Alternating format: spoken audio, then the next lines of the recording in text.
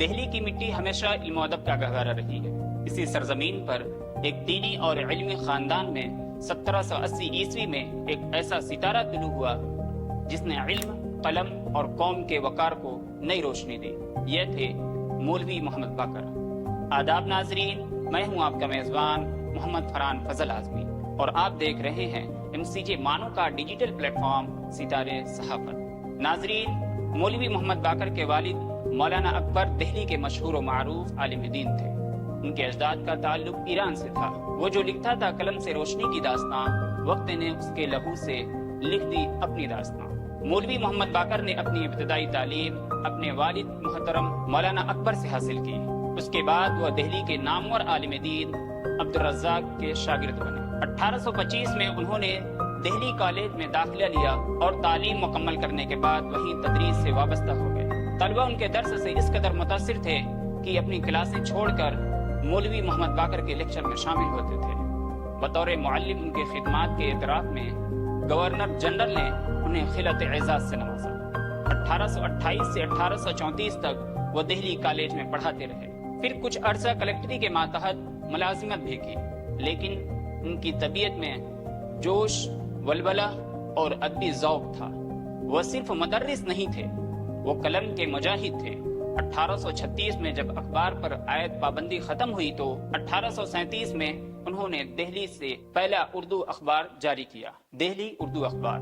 یہ صرف ایک اخبار نہیں تھا، یہ ایک تحریک تھی، حق کہنے کی، قوم کو بیدار کرنے کی اور ظلم کے خلاف آواز بلند کرنے کی۔ قلم تھا ان کا تلوار، سچائی ان کا نعرہ، لرز اٹھے ایوان ظلم جب چھپی ان کی تحریر سادہ۔ ان کے اخبار میں اس زمانے کے بڑے شعراء کا کلام بھی شائع ہوتا تھا، جیسے کہ مرزا غالب، ابراہیم ذوق، حافظ غلام رسول اور بہادر شاہ ظفر۔ مولوی محمد باقر نے اردو صحافت کی نئی سمت دی۔ انہوں نے صحافت کو سیاست، سماج اور ادب کے دھارے میں جوڑ دیا۔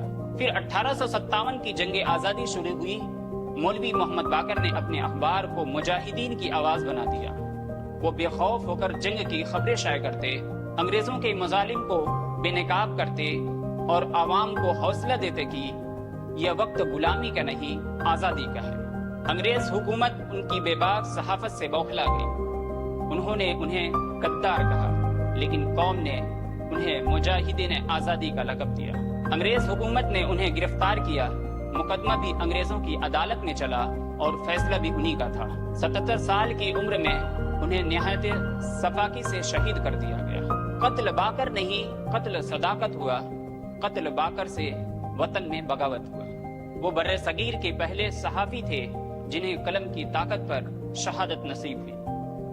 یوں مولوی محمد باقر اردو صحافت کے پہلے شہید ٹھہرے۔ مولوی محمد باقر نے اپنے لہو سے یہ ثابت کر دیا کہ جب قلم حق کے لیے اٹھتا ہے تو وہ تلوار سے بھی زیادہ طاقتور ہوتا ہے۔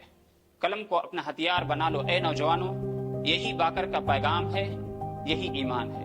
آج ہم اردو صحافت کی تاریخ پڑھتے ہیں تو ایک ہی نام سب سے زیادہ جگمگاتا ہے، مولوی محمد باقر۔ وہ مرد حق جس نے علم، عمل اور قربانی سے قوم کو بیداری کا سبق دیا۔ یہ لہو بولتا رہے گا صدیوں تک، باقر نے لکھا اور وقت نے پڑھا۔ ناظرین، یہ تھی بر صغیر کے پہلے صحافی مولوی محمد باقر کی کہانی، محمد فرحان فضل اعظمی کی زبانی۔ انشاءاللہ اگلی بار پھر ملیں گے ایک نئی روشنی کے ساتھ۔